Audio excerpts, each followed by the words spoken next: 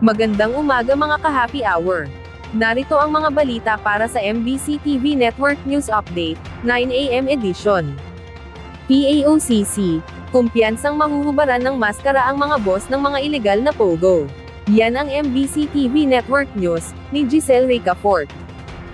Kumpiyansa ang Presidential Anti-Organized Crime Commission na mahuhubaran na ng maskara mga boss ng illegal pogo sa loob ng 5 buwan. Ayon kay PAOC Executive Director Yusek Gilberto Cruz, sapat din ang hanggang dulo ng taon para makabuo ng database ng lahat ng mga dayuhan na nagtatrabaho sa mga pogo. Mahalaga raw ito para matiyak na maipade-deport ang lahat ng pogo worker pabalik sa bansa nilang pinagmulan. Tiniyak ng PAOC katuwang ng iba pang ahensya na pananagutin at ikukulong ang mga foreign criminal at mga kasabuat nila sa Pilipinas. Nakikipag-ugnayan ang komisyon sa Justice Department, Bureau of Immigration, Anti-Money Laundering Council, PNP at National Bureau of Investigation para ipatupad ang utos ni Pangulong Bongbong Marcos na Pogo Ban. Para sa MBC TV Network News, Giselle Ricafort, una sa Pilipinas, una sa Pilipino.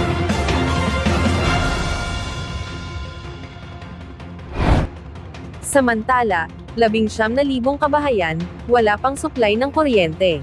Abot pa sa 19,000 customer ng Manila Electric Company o Meralco, ang hindi pa naibalik ang supply ng kuryente dahil sa mga pagbaha dulot ng bagyong Karina at Habagat. Gayunman, sinisikap ng Meralco na maibalik ang supply ng kuryente sa Metro Manila at Bulacan.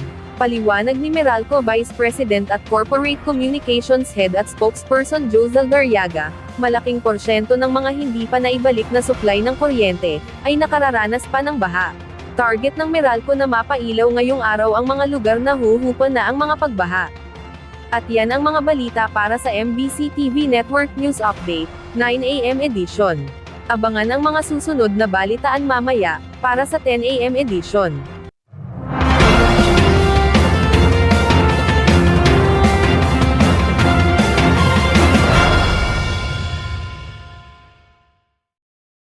Mga ka-happy hour, kung gusto mong manood ang mga balita sa MBC TV Network News Update, mag-subscribe sa aming YouTube channel, i-like ang aming Facebook page, at i-follow sa aming TikTok account.